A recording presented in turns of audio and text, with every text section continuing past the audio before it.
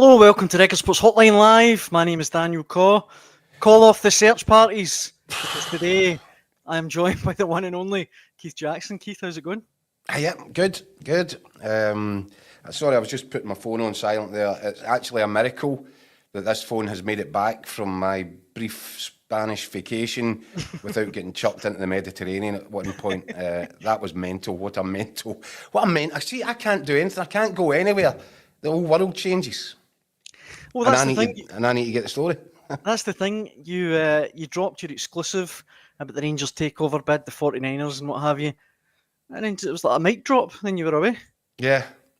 I thought it was perfectly planned. I thought it was all beautifully devised and perfectly executed. And then, of course, Sunday afternoon in Alicante, and the phone starts again. I'm like, oh, what is going on?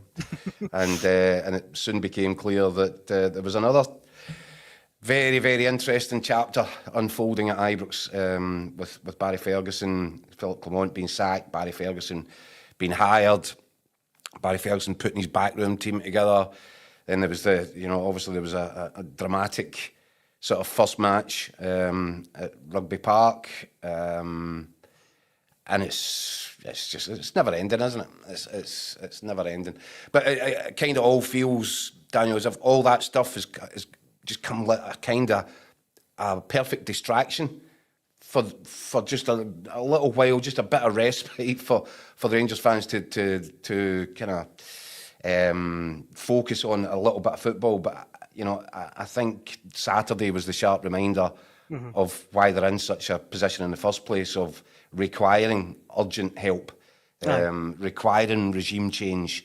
And I'm sure there's Rangers fans out there that are crossing their fingers right now and hoping that Andrew Kavanagh, that was the name of the guy, as we said, sort of the principal driver of this proposed deal, and the 49ers, San Francisco 49ers, are kind of lockstep with him, and that remains very much in play, very much live. So I think there'll be Rangers supporters out there probably looking for a little bit of an update. Well, we can give them that. This is simply now a matter of going through the legals on it, and it is a really complex deal for a number of reasons that we'd previously discussed. It's really complicated. So there's a lot of formal legal documentation to go through, to check and double check. But they're at that stage.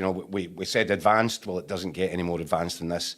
So if there are Rangers fans out there that had a look at what went on Saturday and were growing increasingly frantic and concerned about what the whole thing might look like if this takeover was to stall for some reason, I think those fears can be allayed. It's going ahead full speed as far as I can see.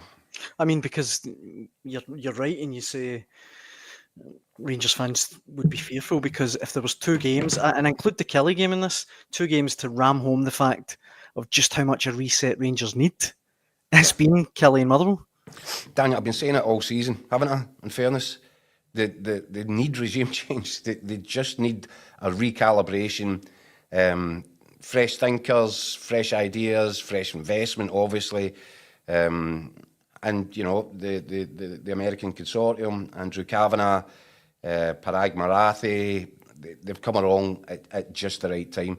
Mind you, they might be looking at right now saying, "Are we really still want to pay 25 pence this year?" Aye, I know. But I don't envisage there'll be any issues with that. They've got a long-term plan for what they want to put in place at Rangers, and it's not going to be altered by a series of bad results. I mean, if that was the thinking, they wouldn't be at this stage, because they've had a series of bad results extending way back to the start of this campaign, and yet they're still there. See, in a weird way, Keith, the bad results not help them, but I just mean the lower Rangers kind of sink at the moment. They come in as conquering heroes, if you know what I mean. They can bring them back up.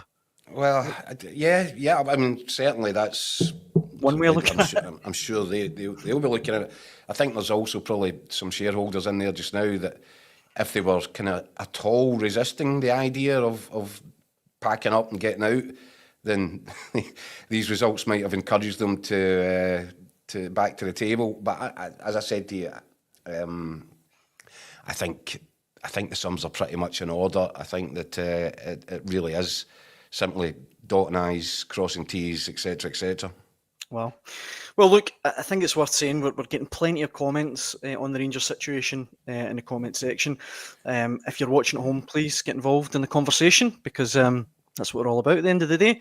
But before we come to all of that, I think, Keith, it's best to talk about today's action, the Edinburgh derby. We will come back to talk about the Rangers Motherwell game yesterday, and of course Celtic's win at St Mirren. A few talking points in that one as well. So we'll definitely come back to that. But first of all, you probably want to ask me some questions about the Daily Record columnist who's currently in the Rangers manager's hot seat as well. Aye, of course. I was going to say we're down a columnist, I know. It's a disaster.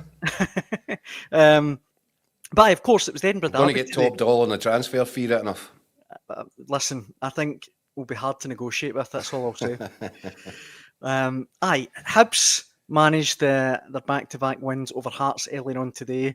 It was Record Sports' Fraser Wilson who was at Easter Road for us. I caught up with him a little bit earlier on. Game, by the way, wasn't it? It was an absolute belter, an absolute cracker of a game.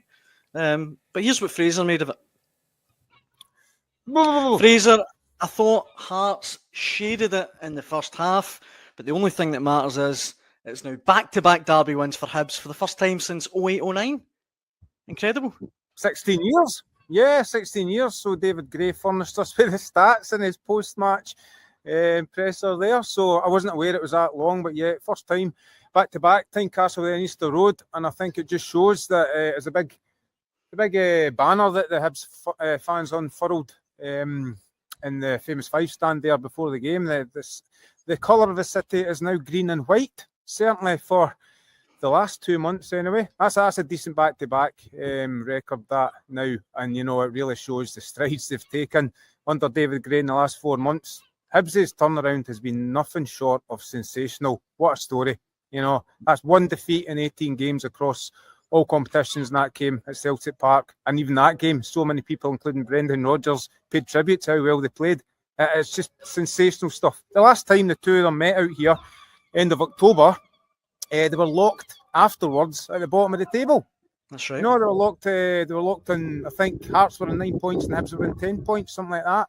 And ever since then, to be fair, Hearts as well, they both shot up the league. But Hibs are right now looking very good for that third place. Well, you say that, Fraser, at full time today, they were in third place. We're obviously recording this during Aberdeen Dundee United, and Dundee United are 2-0 up. But, to even speak about Hibs potentially being in the conversation for third place just underlines how remarkable this turnaround has been under David Gray. It is, and we spoke to Jack Iredale there that came up with a sensational winner, which I'm sure you saw on Sky. Absolutely. It's his first goal for Hibs. He said it's the best strike of his career. I think he scored 20 or 30 down south, right enough, but nothing in terms of importance comes close to that. And what a strike it was as well. Because you know what? He came into the team along with Rocky Bashiri at the end of November. His first start for Hibs, Jack Iredale, was in that 3-3 draw with Aberdeen. And since then, they've lost that one game. Talk about timing. But that says everything to a guy that just puts his body on the line. He's a real leader out there. He's been sensational for Hibs. It was a late signing in the summer transfer window, maybe a wee bit underwhelming for some Hibs fans, but you cannot underestimate what he's done for that team and solidifying a defence that for the first 2 months of the season was so weak. They were giving away late goals, ridiculous goals at that. But they've steadied the ship. And again today, when they had to defend their box, they defended it so strongly. Thoroughly deserved the 3 points there. And tell you what, there's some party going on in there, in those suites, those fabulous Easter Road suites. I don't know what time kicking out is, shutting time is, but I think it's going to go on for a good few hours yet. Well, look, the sunshine on Leith came out again at the end of the game, and see, you look at the kind of the feel good factor around Hibs at the moment. You definitely wouldn't bet against them for third place, would you?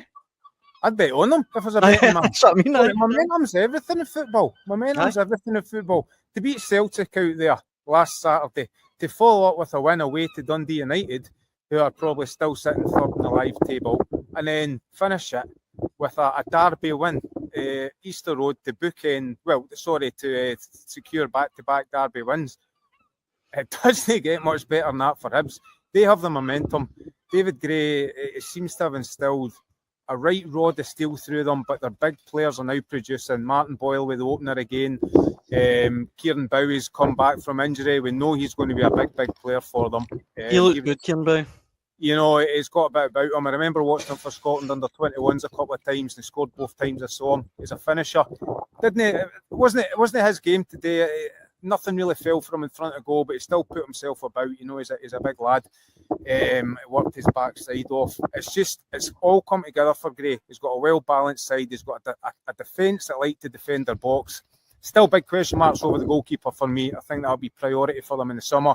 But before them, as I said, to answer your question, if I was a betting man, I'd be putting my money on Hibs finishing third. Conversely, though, Fraser, not a good day for Hearts. I mean, after George Grant's goal in the 9th minute, they didn't have another shot on target, I don't think.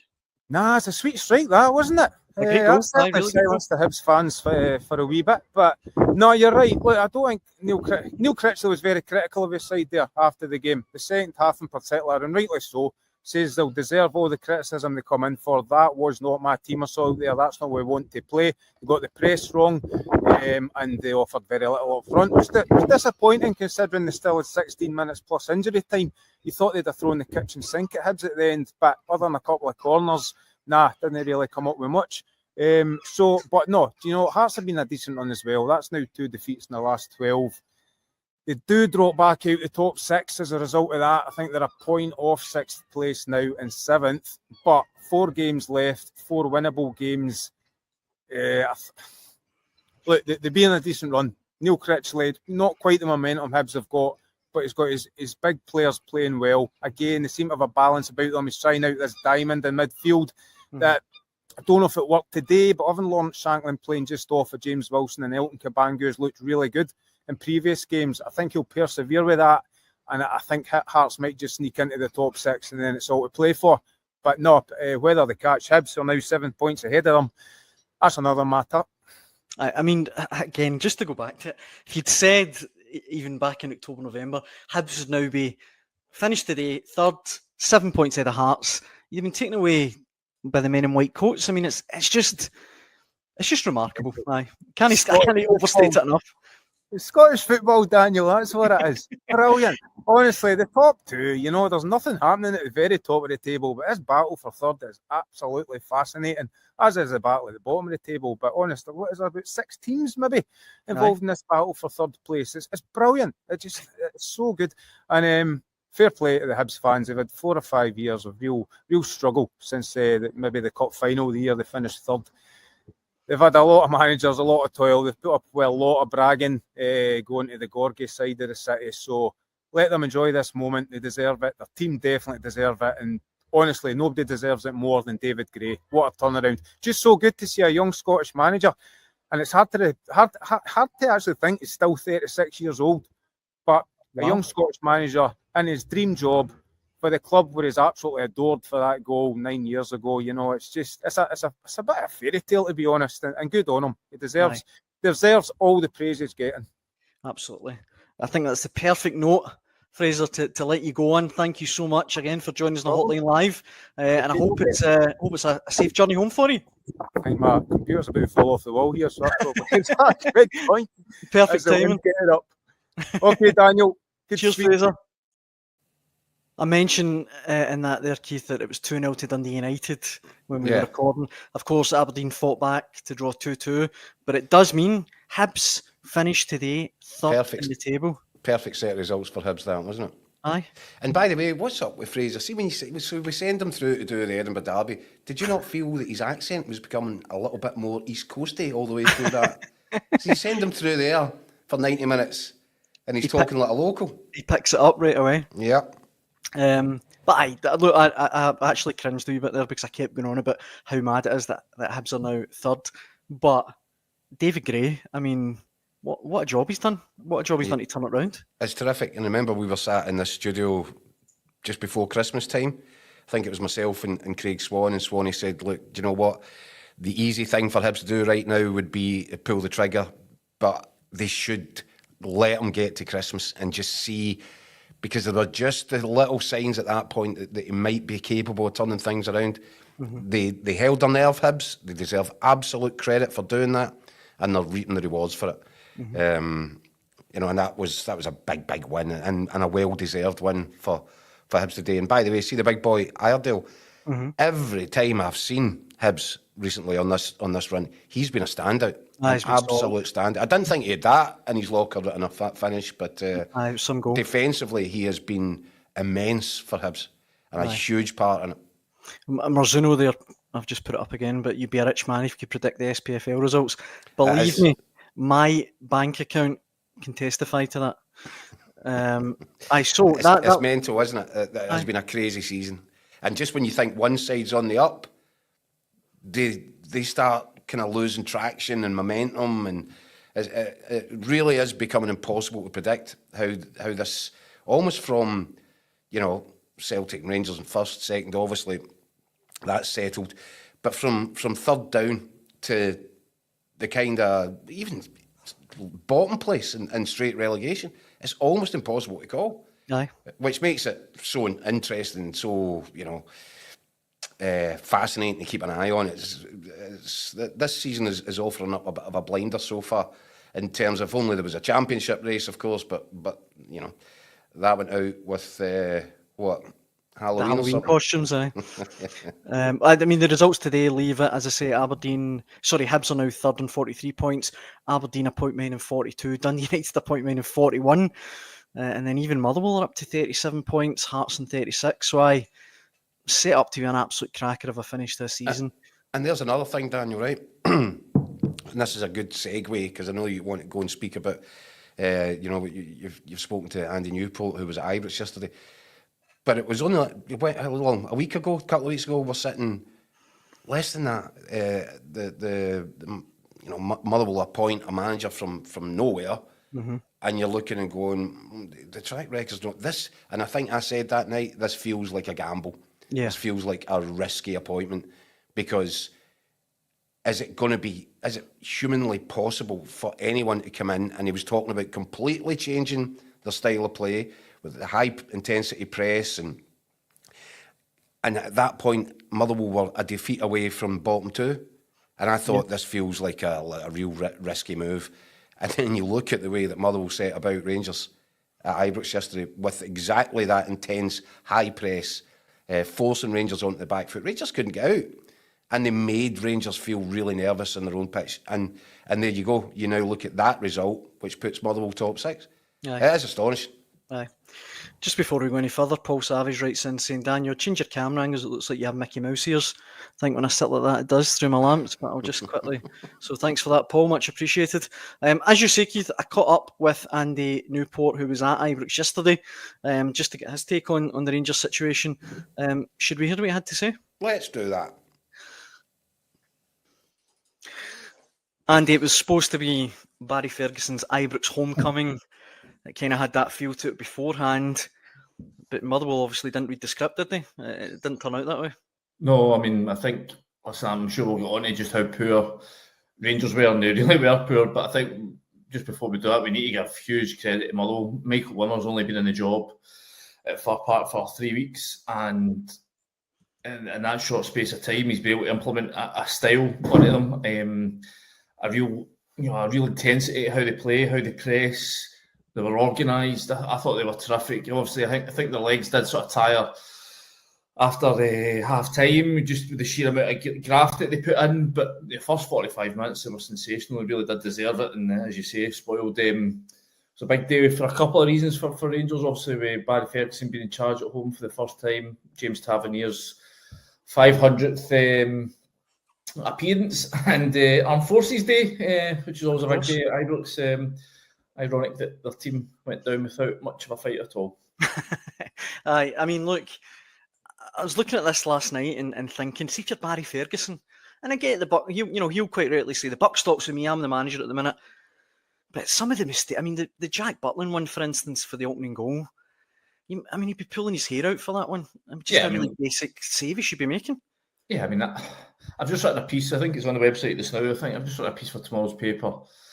Just I look back at yesterday, and it's remarkable already the way that Barry Ferguson has shifted his language around this. I mean, after Wednesday's game at Rugby Park, where the team obviously did really well to come back from a 2-0 deficit. He comes in and he's talking about my team, my players. He was the same at Friday's press conference, my team, my players. And then fast forward to 5-6 o'clock on Saturday night, and it's them.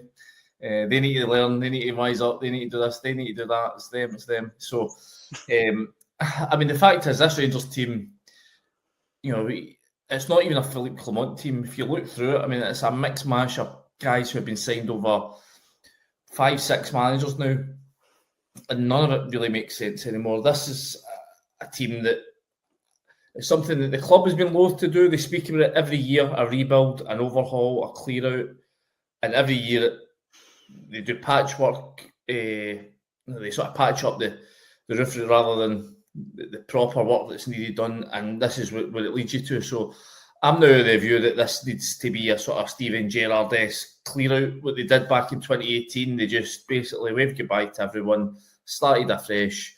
Now listen, that's going to be a huge undertaking. It's difficult to do with guys that are on contracts, but I really think the Rangers fans have seen enough of this group of players. Whether or not they're good enough, technically, that isn't the issue. The issue is whether or not they've got the heart and the character and the ability to withstand the pressures that come from playing for Rangers, and I don't think many of them do. I think you saw on Saturday a team that was just frightened, scared stiff of the reaction that we get from the punters when things went wrong, and then things clearly did go wrong, as you say. Jack Butland, I mean, it's inexplicable what he's doing there. And that's a guy who was heroic last year. He was incredible last year. He was top class. But he's been miles below that this year. James Tavernier at fault for the second goal. Robin Propper's been here for 7 months, still hasn't grasped that you need to head the ball in Scottish football. Hamza Gamani started off, when he finally get his chance, it was terrific. But 9 games without a goal now and doesn't really looks again. He's the speed at which he burst onto the scene is as quickly as he's retreating off it right now.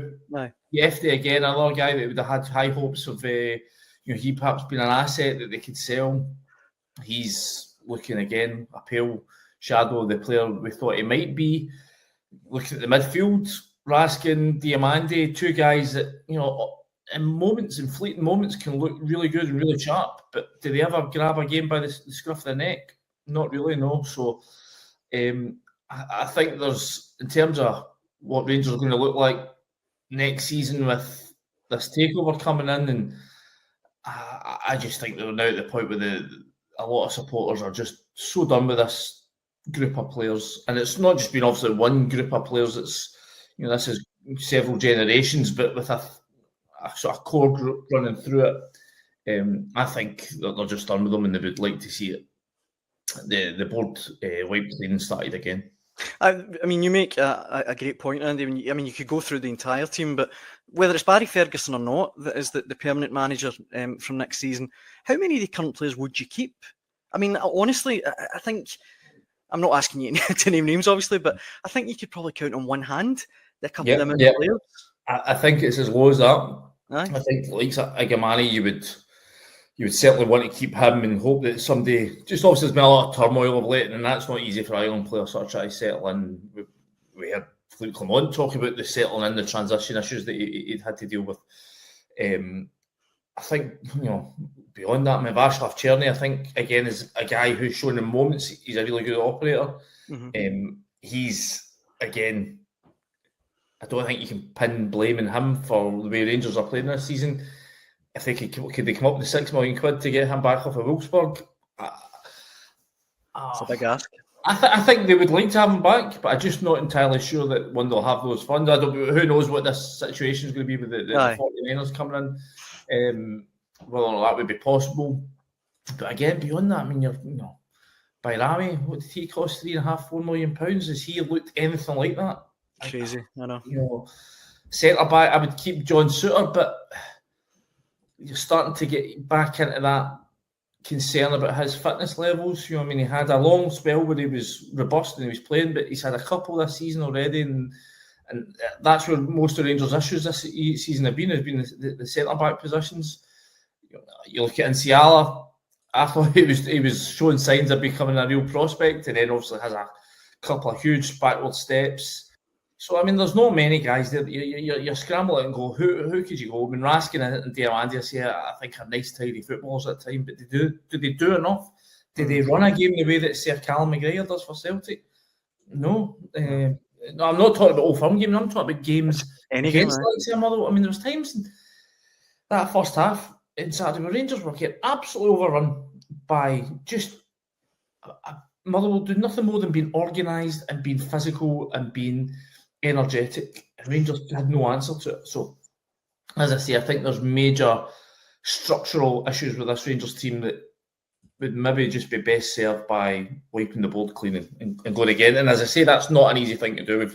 We know how difficult Rangers have found it to get guys off the wage bill, never mind getting them in. So I would think that this is something that Rangers really need to... it's going to be a long, hard one, but they really need to address it this summer. And look, just before we wrap up, Andy, Jose Mourinho and Fenerbahce next. Look, on one hand, it's a pretty daunting tie, but for Barry Ferguson, if he can get this Rangers team somehow, past Fenerbahce, I mean, that'd be a massive, shot in the arm for him and for the club. Yeah, well, listen, Rangers' best performance this season have come in Europe. We've all seen that. It's just remarkable that a team that can go to Old Trafford and push Man United for 90 minutes, that can get a draw against Spurs, can win away in Nice, can beat Malmo in Sweden. It's mad when you list all that. It's mad.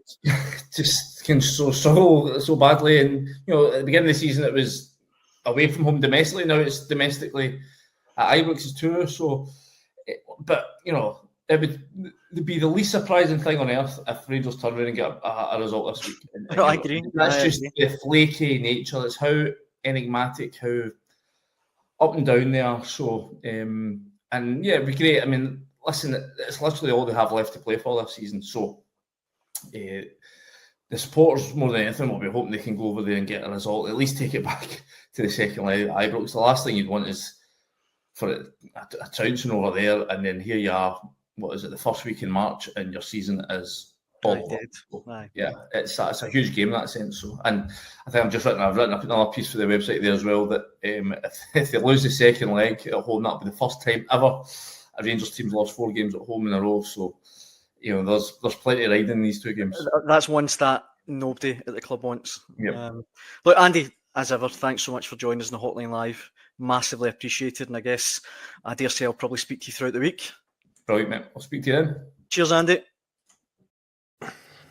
Keith, let me throw some of the comments we're getting from Rangers fans at you. Rangers is okay. Whoever is taking over in the summer, we'll need the Americans to give them serious backing. This is the most spineless, weak Gers team I've seen. We need a goalie to start with. This one here from Dennis Mirren. Domestic season is gone. Club should have kept Clement to continue his run in Europe. 8 away games unbeaten. 1 win would have raised any money to pay him off in May. Pointing Ferguson and co was the board's last kick at the fans. And this one here from David Simpson, who simply says, the Rangers squad isn't worth a fish supper. Although that was countered by John Kerr, who says, have you seen how much fish supper is these days? Fair point. But Keith, what did you make of the game yesterday? Make of the game yesterday? Look, I don't think you would look at that 90 minutes to kind of... I think you need to take a bigger, wider lens view at where Rangers are at right now. Barry Ferguson is in there, and do you know something? Let's be really honest about it. I've heard for a considerable time, and I'm meaning, years, not months, of a dramatic decline in and around Auchenhowie. I'm not talking about the actual facility. I'm talking about the attitude, the downturn in professionalism, and the general working environment. And I think it was bad when Philippe Clement went in, and I think it's become worse over the last 18 months. I'm led to believe, in terms of the atmosphere around the place, is... Put it this way, I don't believe that he created a place where people enjoyed going to their work. And I think that was probably one of the kind of big factors behind the decline under Clement. I know that's going to sound daft, because, I think anybody that ever kicked a ball, you always thought, imagine being a professional football player. It must be the greatest thing in the world. But to these guys, it remains a job. And if you're not happy at your work, if you don't rate your boss, if you don't like what you're being told to do, if you don't even like the atmosphere around the place, it becomes a bit of a grind, I would imagine. Mm-hmm. And I think that's the problem. That's problem number one that Barry Ferguson and his backroom team are trying to address right now. I think, there's a great saying, Gordon Strachan lives by this motto. He says, in life, for a large part, there are two types of people, drains and radiators. Philippe Clement appears to have sucked the life. He's been a human drain, and he's sucked the life out of that place. And it was the levels were already pretty low before him. So, that's an almighty kind of thing to try and take on. How do you, in the space of no time at all, put some life into it? Mm-hmm. Put a fire under the place and, raise the energy levels. And that's what, that's Gordon Strachan's thing, drains and radiators. Radiators are the guys that you want to be around. Radiators are the guy that brings everybody up. And I think that's the task. That's the first task for these guys, is to just try and, bring people out their shells a little bit. Mm-hmm. I think that Barry Ferguson will be astonished. Could you imagine Barry Ferguson? Because he did say after the Motherwell game that you could tell that the players are really fragile. You could tell there was a nervousness. These were things like Clement would talk about, this nervousness playing at home against Queen's Park. It doesn't compute. And you can imagine, and I think Barry wouldn't mind me saying, in one of the columns that he did a number of years ago, he revealed to his readers that he had to go through an anger management course, and he's had to develop various coping mechanisms. And that was just, whether it's walking about the supermarket and somebody's getting in his way, whatever. I think what I'm saying is, I would imagine that his patience and his coping mechanisms will be tested to the full right now. Right, because he'll have seen stuff around him that he will not believe, whether it's at the training ground, whether it's on match days. And a guy like him, who's as passionate as he is about Rangers, I think he's going to find this really difficult to level off. And I would imagine, and I put it this way, I think there are one or two players that will be walking into an interesting Monday morning when they report back to Auchenhowie. I'm fairly sure that Barry Ferguson feels there's quite a bit that he needs to get off his chest and exchange some home truths with a number of players. And as Andy said there, it's not just one, it's a number, and it's a significant number. Well, as I suggested to Keith, to Andy there, Keith, I mean, Gary McDowell asked as well, do you think any of the current players are good enough for Rangers? And he says, if you do, are they just not interested in? I honestly, I was watching the game yesterday thinking, how many of these, if you were the long-term manager, would you really look at and go, look, he's for me? I mean, not many, if any. No, I don't even think you need one hand. I know, you're probably right. Liz, do you know what? And I found it quite interesting that Leon Balogun was thrown on at half-time, given that I think he trained for about 25 minutes last week. But in a crisis situation, I think that Balogun is the kind of guy you would want in the trenches with you. I think that he's a guy, but he's 36. So, it's not the future. But I would imagine that he will go on from this moment in time, now that he's back and available for selection. As long as he can stay fit, I think he'll stay in Barry Ferguson's defence. I would almost guarantee that. I think John Souttar's another, and I think if he can get a solid central defensive partnership, it would at least give him some kind of platform. But yeah, you look around and there's not much to grasp, is there? I quite like Raskin as a player, but I think Raskin should use this opportunity for however long that Barry Ferguson is in charge of that team. Raskin should be a sponge. He should be clever enough to take on all the information that's going from Barry Ferguson. Because, as Andy said there, when have you seen him dominate in a midfield? I think he had a very, very good game in the last Old Firm match. I think he's had a couple of good Old Firms. Good against Tottenham as well, but he doesn't really grab the game by the scruff you of the know, neck. and Barry Ferguson always refers to himself as your bread and butter, the domestic campaign. It's simply not good enough for a guy like Raskin to go out there and get motivated and pick and choose what games that he wants to perform in. And I think that would be another thing that will frustrate the life out of. And it's not just Barry Ferguson. You've got, you know, Neil McCann is an angry wee man at the best of times, but he's passionate as anything. Billy Dodd's the same. So yeah, and of course Alan McGregor. And you wonder what Alan McGregor was thinking and what he's been saying to Butland after that mistake at the weekend. So do you know what? I wonder. First few days, you probably don't want to go in there like a dervish, do you? Like a whirlwind. You probably want to try and I know that there'll be a big push to try and make it a better, more upbeat environment. But if I was these Rangers players, I wouldn't test the patience indefinitely. They'll need to get their finger out, and you know, they've got an excellent opportunity. They seem to enjoy playing in Europe as opposed to playing domestic football. Perhaps that's what the mentality is.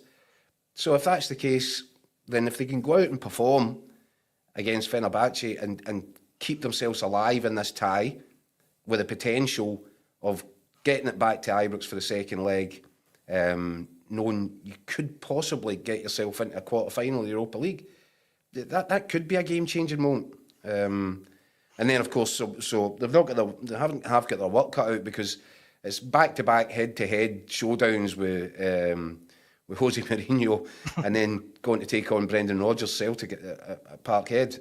I mean, wow. Aye. So if there's any faint hearts in there, you would imagine that these guys will need to sift them out, weed them out, identify them, and just tell them to go and take the next couple of weeks off. Aye.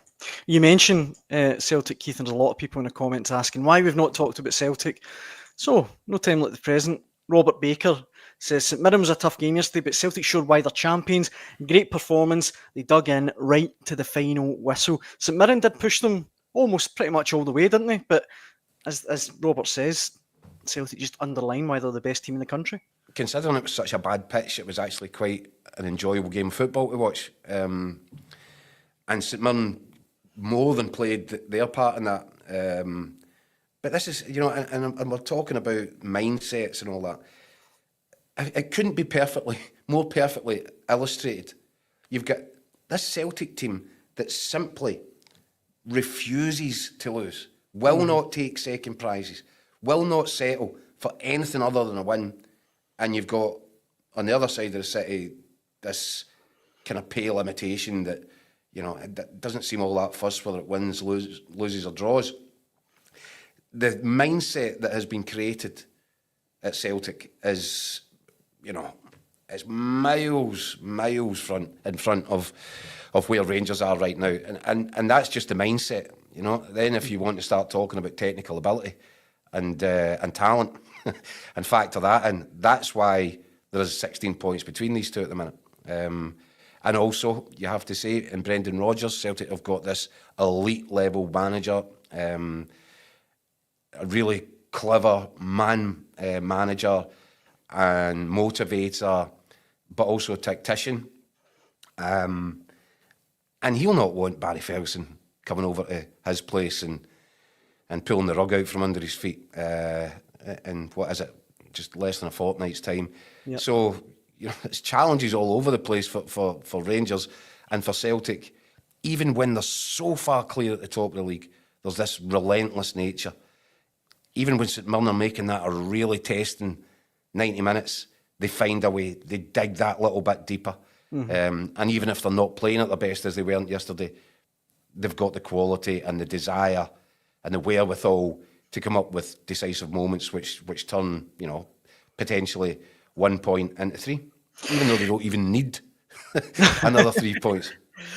Irishman with a brilliant comment here. He says, if Yang plays like that when his bird is here in Scotland, we should be giving her a deal in the summer, which is obviously that's the Lagerbielke contract. No, it wasn't Lagerbielke, was it? It was Starfelt. Starfelt, that's right. Starfelt, that's right. But it's obviously reference to the fact that Brendan Rodgers said that Yang's girlfriend is over at the moment. That obviously spring in his step. He scored his 4th and 5th goal of the season yesterday. Not to take it away from Yang, obviously it's all, you know, his improvement.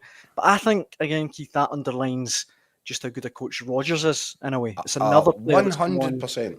He's come on leaps and bounds. 100% correct, Daniel. It's what he does. But, and again, to flick it back to across the city, I don't believe there's been any of that going on under Clement. In fact, I can guarantee you that there's been no individual training or attempt to single out a player and tell them, what they need to improve in order. That just did not happen. And Brendan Rodgers is the complete opposite of that. He's a guy that can't get on the training ground for enough time. If he sees something that somebody's missing or that can add to their game, he'll sit them down, he'll talk them through it, he'll improve them. And what a brilliant thing that must be for any professional football player when you go there knowing, this guy's going to make me better. Aye. I just need to take on the information. And Rodgers has done it time and time and time again. It was start of this season, I was raving about the improvement that you could see in Liam Scales. It's been, obviously, he's not getting the same amount of game time, but he's vastly improved. But, I've mentioned Maida in the final third. He looks like a different player from the one that first arrived under Ange Postecoglou. He's a killer now. In terms of his composure, his numbers, whether it's assists or just his clinical edge to his finishing, that's transformative for him because he always had the energy and the pace and he'd get about like nobody's business, Duracell bunny. But the quality that's now been bolted onto his game in the last third in the crucial areas is incredible. That's Brendan Rodgers as well. Yeah, it's what he does. And you look at Yang, and I thought they were real. I mean, we were laughing, I think, for the second leg against Bayern Munich, saying that I think somebody had suggested that Yang might start that one, and it was kind of laughed out of town a little bit. But I did say, well, do you know? I thought when he came off the bench against Bayern in the first leg at Celtic Park, he made more of a difference than Jota. I stood out a bit, aye. And I thought, whoa, there's signs, there's something there. And previously I'd struggled to see it. But again, you've got a manager there that makes players better. Yang looks better and better by the week right now. And you can tell as well, happy domestically, his girlfriend's there, but there's a confidence about him. Aye. And it was almost like when he came onto the pitch, he knew he was going to get the chance to make a difference. Yeah. And he took it with both hands again. So, yeah, it's just everywhere you look around Celtic, there's a happy, good news story.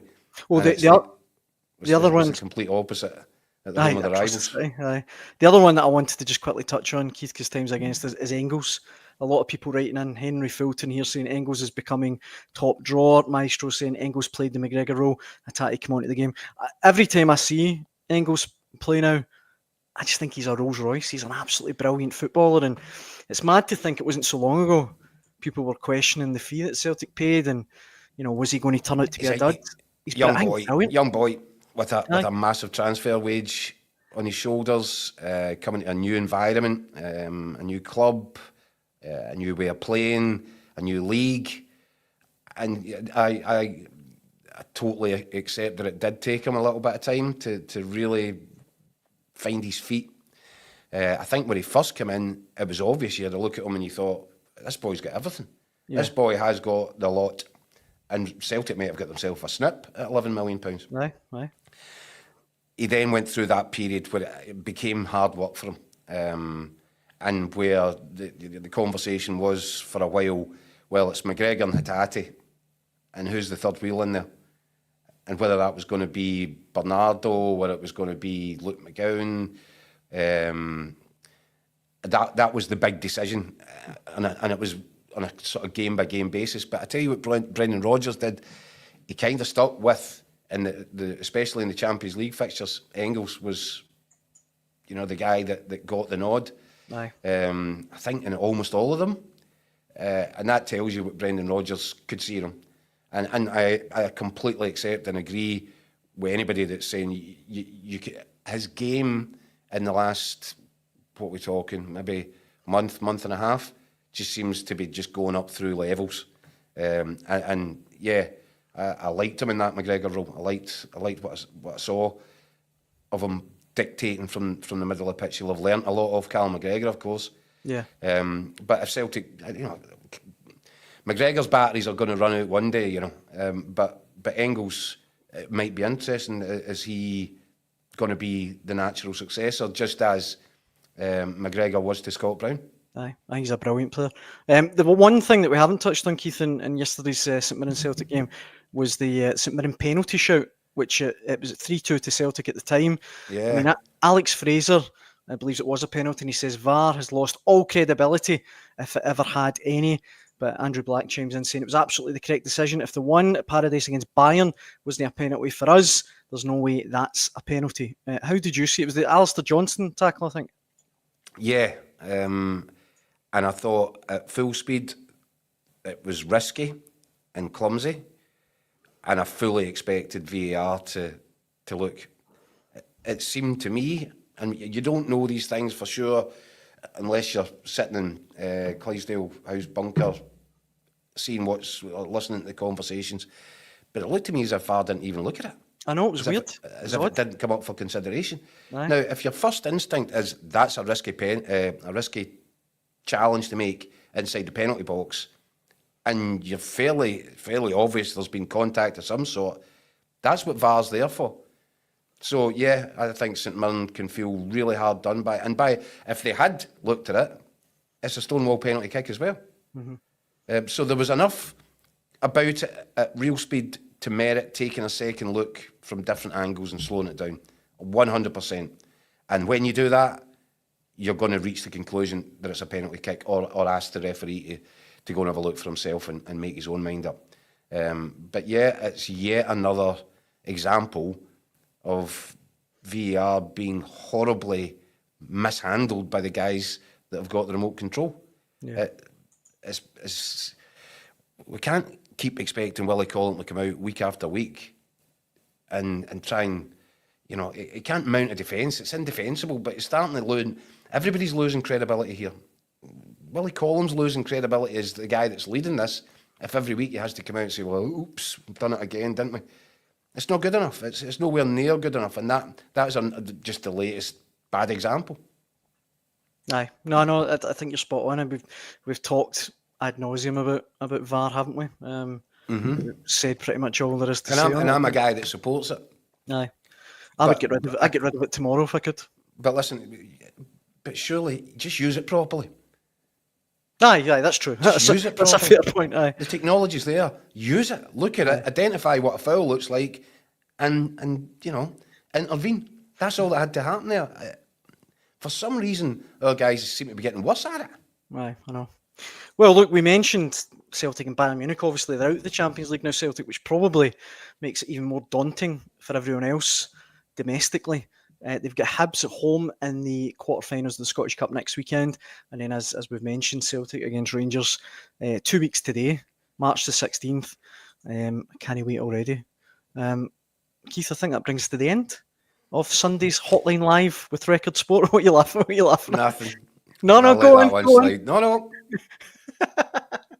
Almost back 5 minutes already causing mischief. That's my job. That's it. Look, thanks for watching at home. Thanks for all your comments. We really appreciate you getting involved in the conversation. We'll be back to do it all again at 6 p.m. tomorrow. We hope you can join us then. Keith, it's always a pleasure. Yes, speak to you tomorrow, Daniel. Great to have you back. Cheers, mate. Thanks for watching. Adios. Cheers.